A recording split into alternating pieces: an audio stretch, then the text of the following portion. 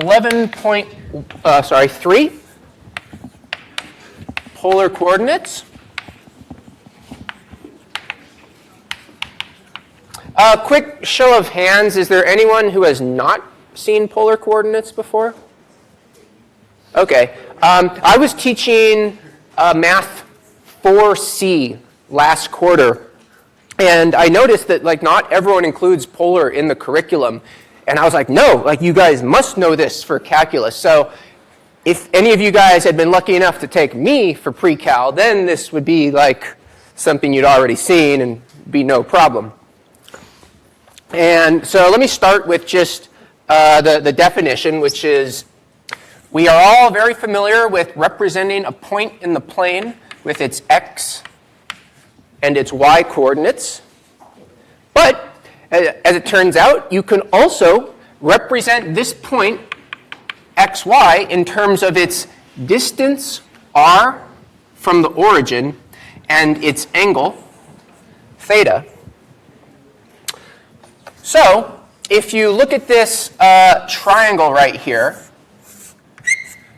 it has this side is x, this side is y, and this side is r. So x squared plus y squared is equal to r squared. And you can also see from the triangle, for example, x is equal to r cos theta. That follows from SOHCAHTOA. Y is equal to r sine theta. I'm going over this kind of fast because I think most people have already seen this before. These two equations are probably the most important for polar, or at least what these two that I just wrote in the box are good for is, let's say you know r and theta, and you need to find what x and y are. Just plug in r and theta to these two equations, and that tells you what x and y are. But sometimes we want to go the other direction. Sometimes we're given x and y, and we need to figure out what r and theta are. So here, these two give x, y in terms of r and theta.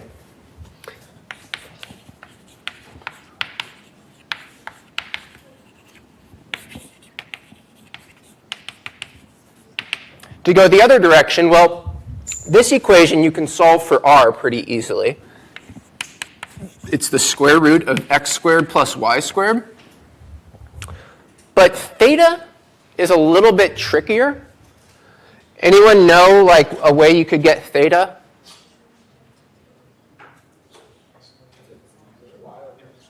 You probably want to use the tangent, or tan inverse actually, and y over x. So in fact, let me write it like this. I'm not actually going to solve for theta. I'm going to solve for tan theta, which again, if you apply SOHCAHTOA to this triangle, tan is opposite over adjacent is y over x.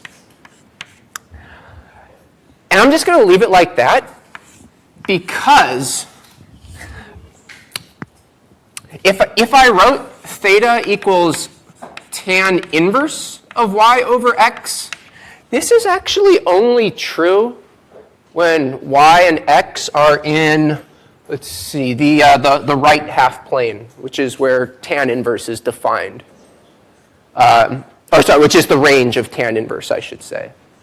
So I'll show you an example of why this formula doesn't always work, and sometimes you might have to add 180 degrees to this formula.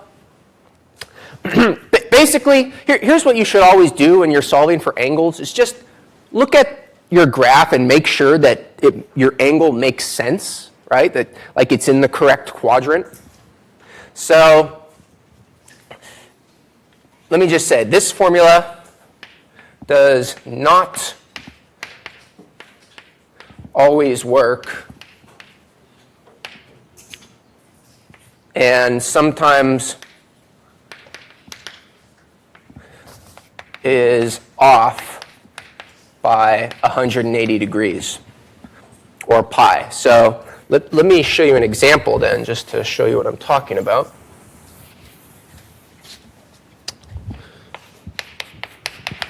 So let's put, here I want to give you a couple of rectangular coordinates, and let's put them in polar. And how about these two guys?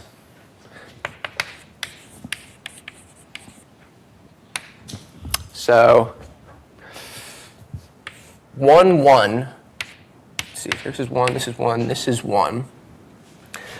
So here's the point 1, 1. And the deal with polar is you're asking what's the distance of this point from the origin. And we can just use the Pythagorean theorem or use this formula to get what the radius is. So r is the square root of 1 squared plus 1 squared, which is the square root of 2. The angle, theta, is just, by convention, theta is always measured with respect to the x-axis, and not just that, but counterclockwise. So let me just make a note here.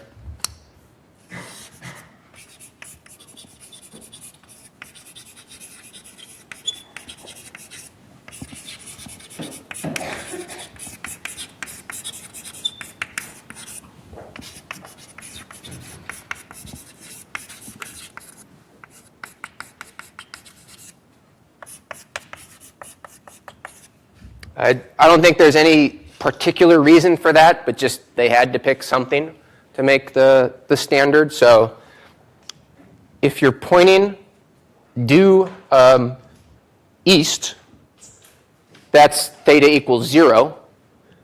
North is theta equals 90 degrees, or pi over 2.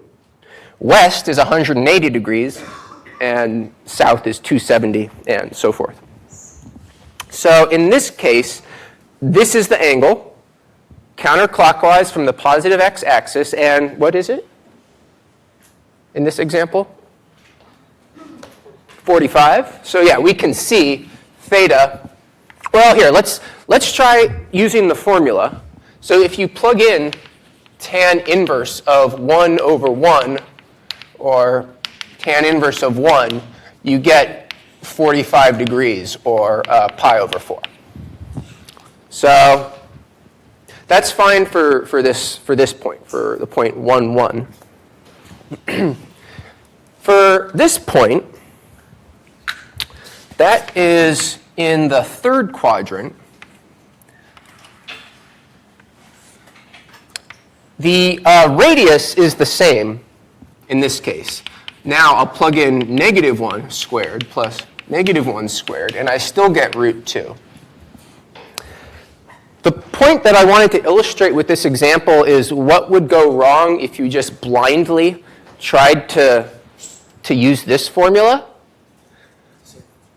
Yeah, I would get, if I just used that without paying attention to whether my answer makes sense or not, and I plug in -1 over -1, then the negatives cancel each other out, and that's just the same as the previous answer. So that would give pi over 4 again, but we can clearly see that's wrong. So let me cross this out. And notice that the correct answer is, well, this right here is 45 degrees. And this right here is 180. So what we really need to do is take this answer and add 180 to it.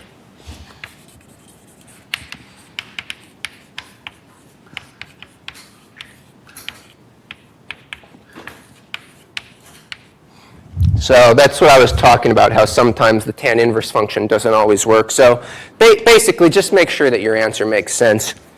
There's a couple of other ambiguities that come up when using polar coordinates.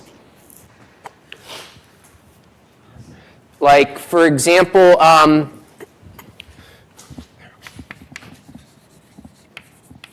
you can always add 360 degrees to an angle, and that gives. Well, let me ask. If I take an angle,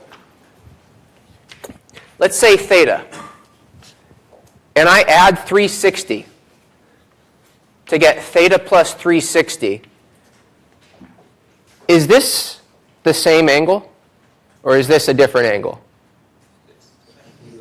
It's this, yes, this is the same angle as theta. Sure, it's a different number, but it's the same angle, and the angle is what we care about. So there are some ambiguities or what's the redundancies in polar coordinates. So, i.e., theta plus 360 is the same as theta for all angles theta.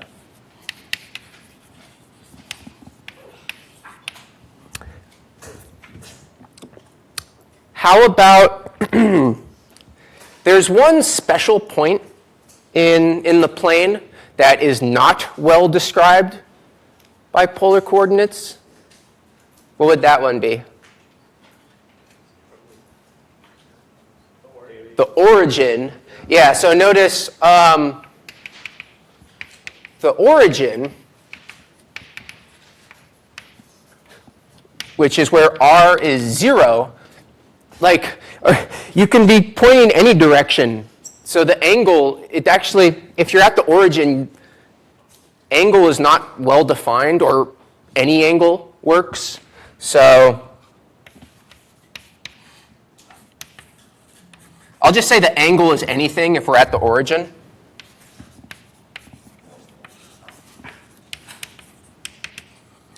So here's what I'm saying. I'm saying this point right here is where r is 0 and theta is anything. Doesn't matter. No matter what angle. If r is 0, that's the origin.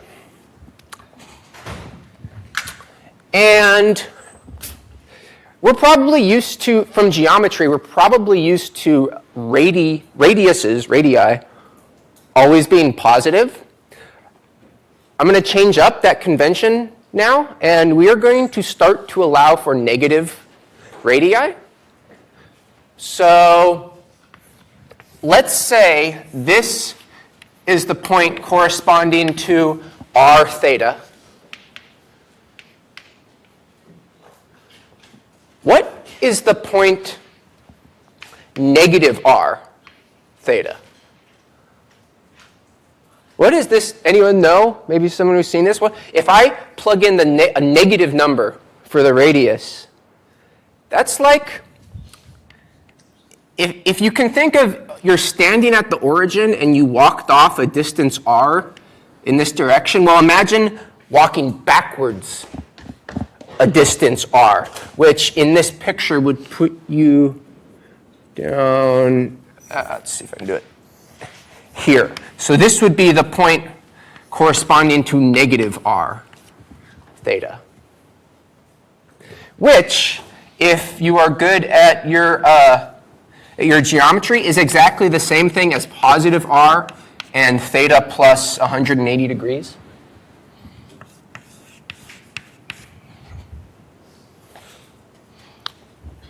So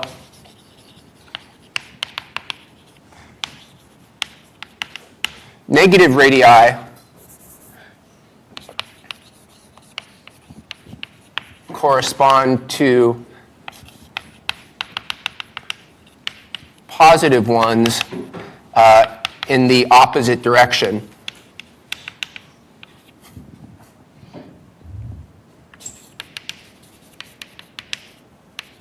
I.e. the theta plus 180 direction.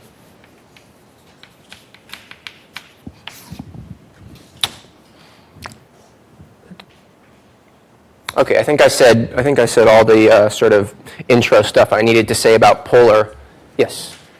In this class, are we going to be doing things in terms of pi or degrees? Good question. I think you should be able to freely go between both radians and degrees. I've been using degrees in this talk here. I could have just as easily used radians. I more readily visualize degrees than radians. I think that's probably true for most people. Like 90 degrees, I immediately think of a right angle. Pi over 2 takes me just a second more to visualize. So, but yeah, you should be able to use both. And as you may know, radians are actually the more natural units when it comes to calculations. So we will use radians quite a lot. I just want to point out that I'm taking a class, a graduate class in general relativity and learning about Einstein's equations involving differential geometry. It describes the curvature of space-time. It's really interesting theoretical physics that I've wanted to learn for a long time. And we're actually learning about the higher dimensional versions of polar coordinates in that class. So again, I just wanted to point out that some of these introductory notions that you learn about in calculus just continue on to be super relevant and important up at the highest levels of mathematics. And I was really just tripping out on how it was the idea of polar coordinates that actually inspired the great mathematician Riemann to develop his notions of curved geometries 100 or 150 or so years before Einstein came along and realized that these equations actually described a real-world phenomenon, which was a pretty trippy example of a pure math subject turning into a theoretical physics subject. Sort of made me want to study differential geometry. Yeah. No quiz. Midterm is Wednesday, though, a week from today. Okay, so let's do some examples. Now let's talk about polar graphs. We've done graphs of functions before. Usually it's y is a function of x. Well, now we're going to start doing graphs that relate r and theta. So I'll first do some pretty simple ones.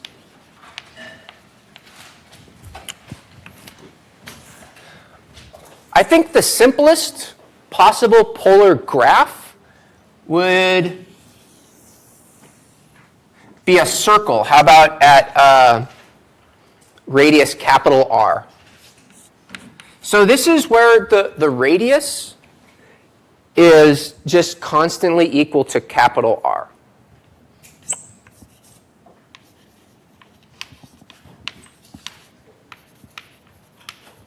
So in terms of my notation, this is the polar graph of little r equals big R.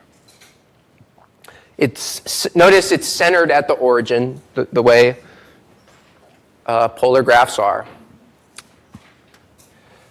This makes polar coordinates very amenable to situations that have symmetry about the origin or circular symmetry, as you maybe you're starting to see like a lot of problems do.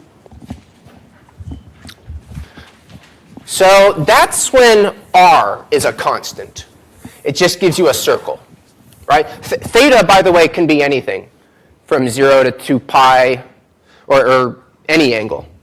Theta is unrestricted, r is a constant. Let's do the opposite now and say r can be anything and theta is a constant. Let's say theta equals, I don't know, theta naught, which is a constant. Anyone know what this polar graph describes? What polar graph this describes? It says our angle never changes. We can walk as far from the origin, both forward and backward, but we're always facing the same direction. Which is a line, yeah. So we're always facing in the theta naught direction, but we can go as far this way, or since I'm allowing negative radii, we can also go as far this way. So this is a line through the origin.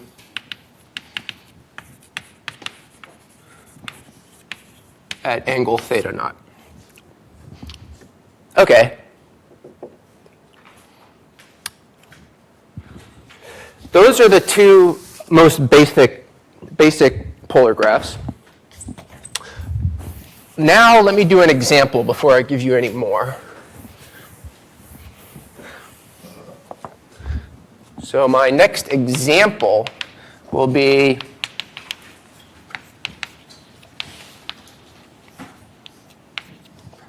find the graph of. So now what I'm going to do is give you an equation that relates r and theta. So this will be r equals 2 cosine theta. So I gave you this equation. How do you find the polar graph? In fact, let's start from basic methods. If you really don't know what a graph looks like, what's like the first thing they teach you to try and figure out the graph? Yeah, just plug in some numbers and like make a table. So let's start off with making a table. Let's just plug in some nice theta and r equals 2 cos theta. So I don't know, let's do like 0 and maybe 30, 45, 90, 180, 270. Let's see, if I plug in 0, I get 2. 30 cosine of is root 3 over 2 times 2 is root 3, which is about 1.7. 45, that's 2 times 1 over root 2. It's about 1.4. 90, it's 0. 180, that cosine is -1, so that's a -2. 270, that's 0 again. In fact, let me do another one. How about, let's do 225. That is, that's 2 times -1 over root 2. Wait, oh, I skipped 135 also. Yeah, no, that's what I want. Let me do 135. This one's redundant. So at 135, it's -1 over root 2. Is that right? Okay. So this is about -1.4. Okay. So let me start plotting some of these values and see if we can kind of guess what this shape is supposed to be. Let's see, here's 1, here's 2. Okay. When the angle is 0, that means we're pointing east. We're at a distance 2. So let me go 1, 2. That's right here. When the angle is 30, so now we're pointing at this angle, I need to walk a distance about 1.7. So that's going to be about right there, maybe. When the angle is 45, so now we're pointing here, I need to walk a distance of 1.4. It's about right there. At 90, oh, my radius is 0. So that puts us at the origin. Remember, when r is 0, it doesn't matter what the angle is. It means you're at the origin. Okay, let's see. 180? Being -2, that's actually a point we already have, right? That's looking this way but walking backwards too. And then this guy, 135, that means you're pointing here, but you walk negative. Oh, sorry, my bad. That means you're pointing here, but you walk negative 1.4, so that puts you at about here.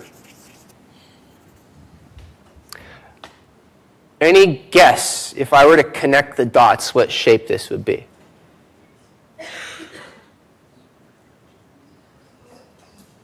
Did someone say it? I think someone said it. Like a petal?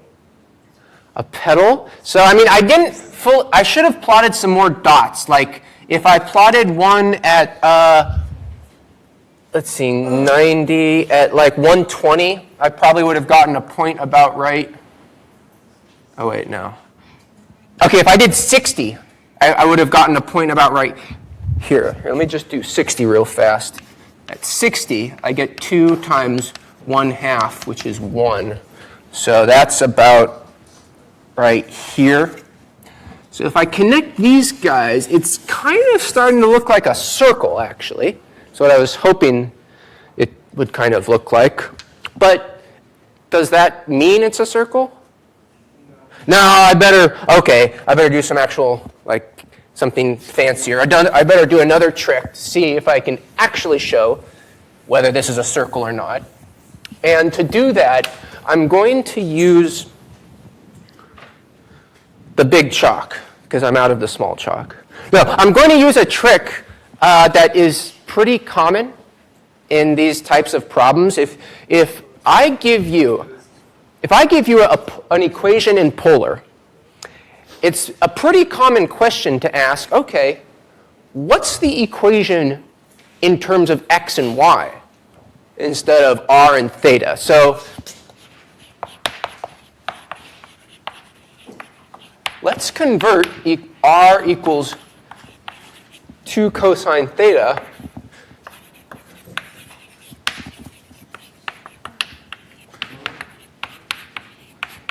and the way we're going to do it is, well, I said it's a trick, and it's going to use, I'm going to use this trick to exploit the identity. Remember, we had 2 formulas for x and y. X was r cos theta. Y was r sine theta, but we're going to use the x one. So, in fact, we're going to use this identity and this identity, and the trick is to multiply both sides of this expression by r. Because when I do it on the right, I get an r cosine theta, which I can just replace with x. On the left, I'll get an r squared, which I can replace with x squared plus y squared. So do an r right here and a r right here. Right? So r squared is 2r cos theta. But this right here is x. So x squared, and this right here is x squared plus y squared. So x squared plus y squared equals 2x.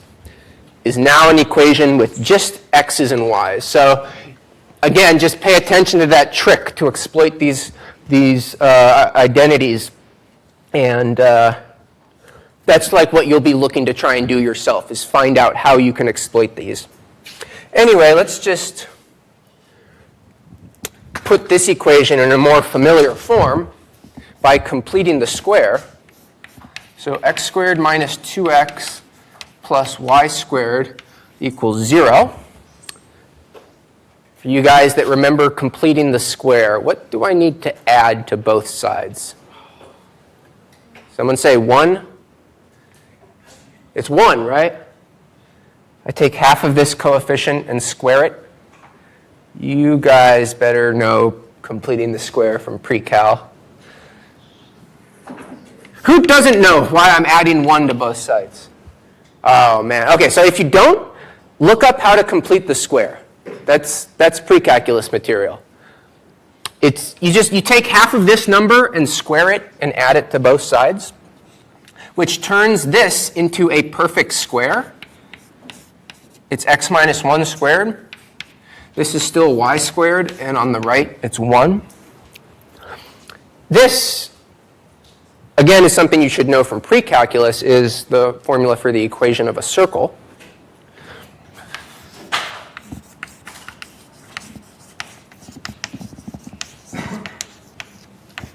Radius 1, centered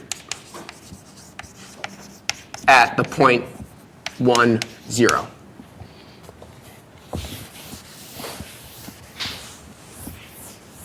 So the picture was pretty accurate, actually, right? This does, in fact, look like a circle of radius 1 centered at this point right here at 1, 0.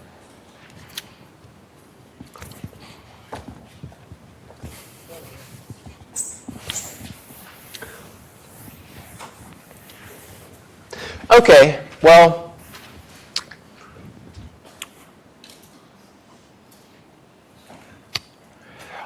I'm not going to go through the derivation again, but I'll just tell you guys, like, similarly, r equals 2, if I just put an a cosine theta. So in this problem, a was 1. But if I put an a there, this is a circle of radius a centered at a0, i.e. x minus a squared plus y squared equals a squared. And again, because it's so similar, I won't show you, but I'll just tell you.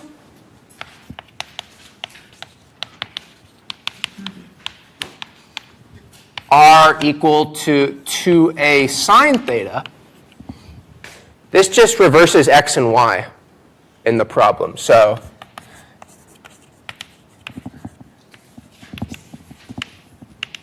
there's a circle of radius a, but now it's centered on the y-axis,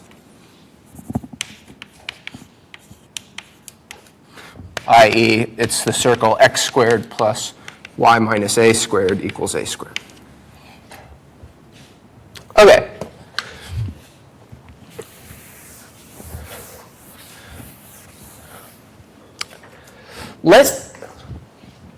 Let's practice applying the trick. The trick was really what I did right here. So let me give you another problem for where you might have to do that, for example. So how about let's put r equals b over, what was it? It was sine theta minus a cos theta.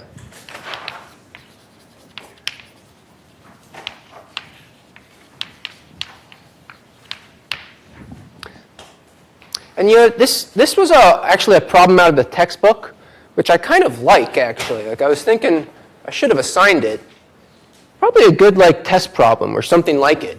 So if I wanted to exploit the identities, does anyone see how I could in this problem? Like, nowhere do you see an r cos theta or an r sine theta. But if we could get one, you have an idea? Multiply both sides by sine theta. Okay, by sine theta? That's part of it.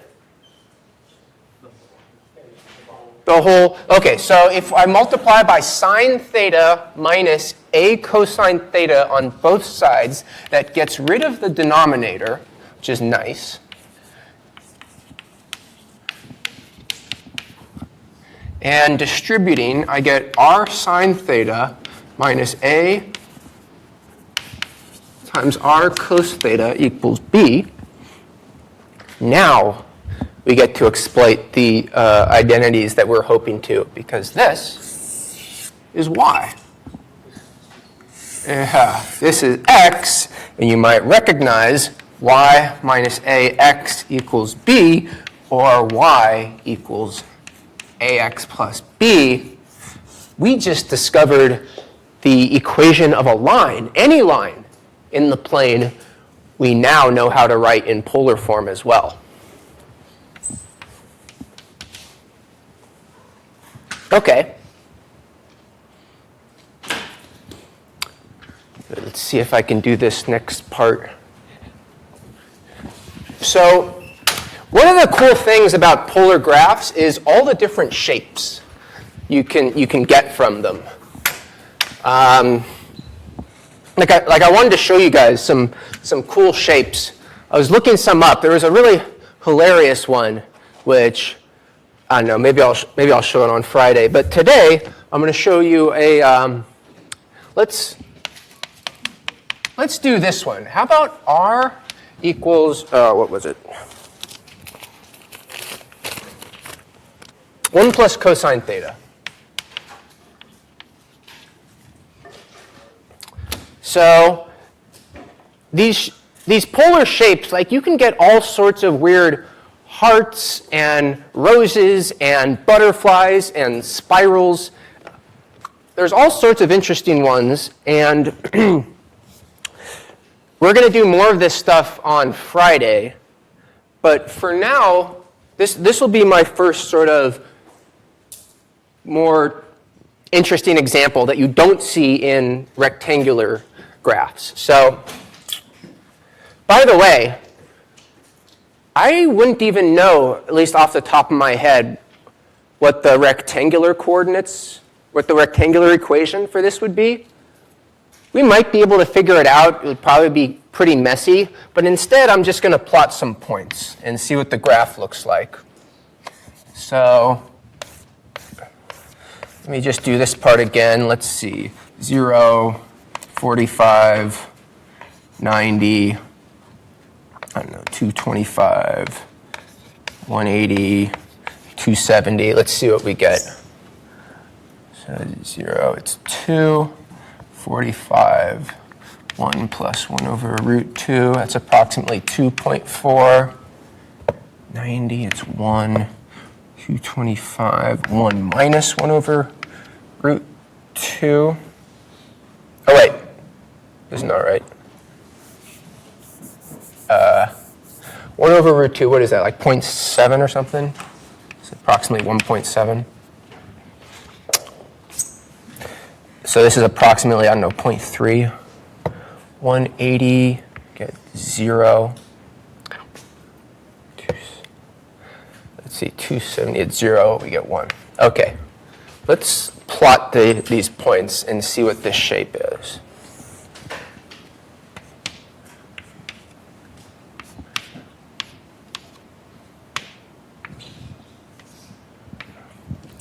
At 0, we're at 2. At 45, we're at 1.7, so that's about like here. At 90, we're at 1, so that's about here. I think it's about here. At 225, we're at 0.3, so facing this direction, let's go at about here. At 180, we're at 0. Okay, so far it's looking like this.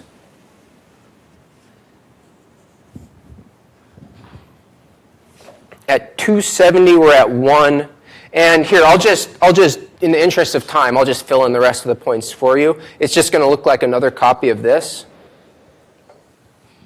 And we get this sort of shape. Yeah, it looks kind of like a heart. In fact, it's even named after a heart. You know what this shape is called? Is a cardioid.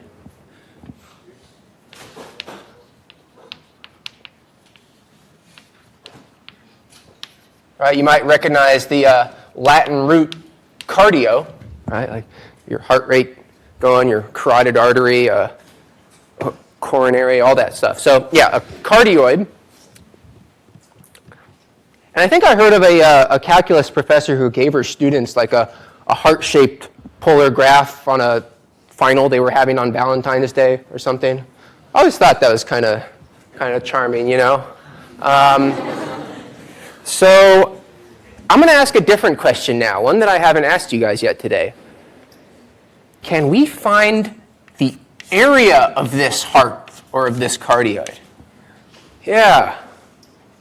This is where the calculus comes in. Everything I've talked about today so far has been actually pre-calculus material. But now we can start talking about calculating areas in the plane, and this is a calculus question. So this is actually 11.4 material.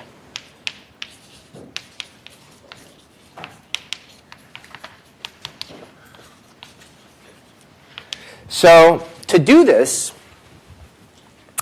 I need to remind you of a formula, of a geometric formula, which is the area of a wedge.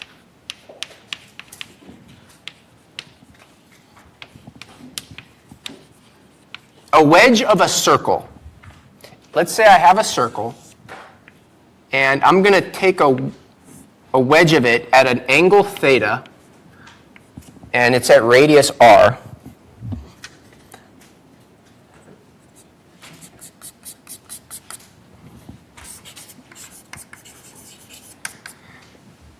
Anyone remember the formula? The area of a wedge at angle theta? Which, for you who was asking about radians, here I need theta to be in radians for this formula to work. So note theta in radians here. The area, it's 1/2 r squared theta.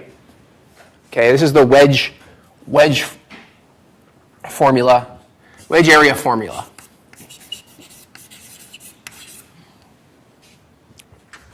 So now,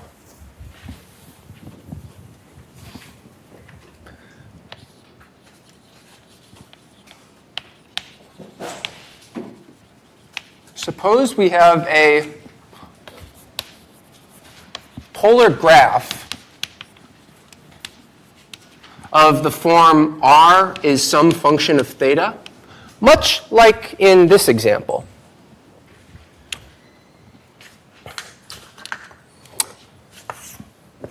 So let's say, I don't know, it looks like this. This is r equals f of theta. Now, if I want to get, I can't draw accurate enough pictures with these big pieces of chalk. This is bugging me. Well, maybe I'll just use colored chalk for the rest of the example. Okay.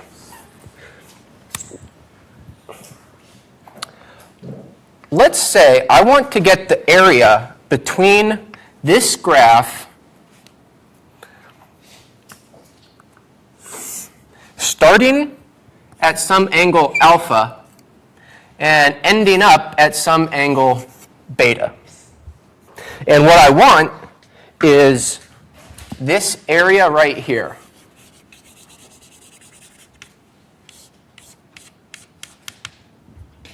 If that makes sense. Yeah, so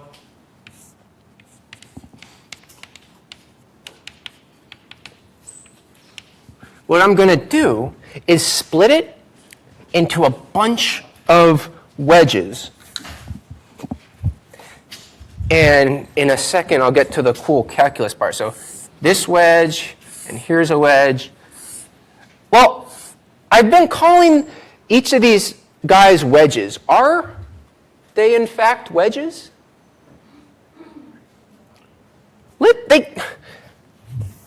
The problem is wedges are supposed to be in a circle. Right? So let's look at one of these guys where it's like, let's say if you're at theta, then at this point r is equal to f of theta. And if we move up a little bit more, say delta theta, then at this point r is equal to f of theta plus delta theta. The calculus of this problem comes in to when we say if delta theta is very small, then these two radii are almost the same. That's by the continuity of this function. So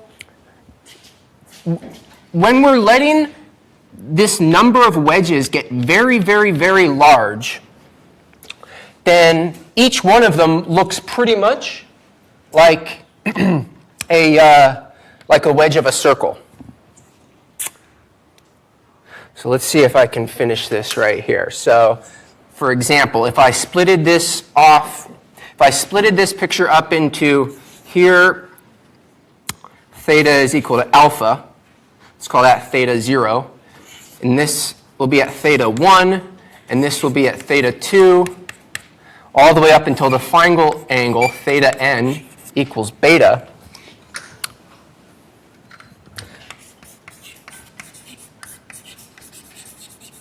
total area, I'm going to add up all of these wedges. So that'll be from I equals 1 to n. And each one, according to this picture, this wedge has area approximately 1/2 f of theta squared times the angle, which was delta theta, if you can see it. So I'm going to get 1/2 f of theta I squared delta theta. And does anyone know what I'm about to do? For calculus, what do we like to do to this guy? So we're going to take the limit as we let the number of wedges go to infinity, and this thing will turn into an integral of 1/2 f of theta squared d theta, and starting at angle alpha and ending at angle beta. So there is your formula for this area right here. And we're out of time, so we'll have to stop. But when we get back, I'm going to continue with this example and calculate the actual area of this shape.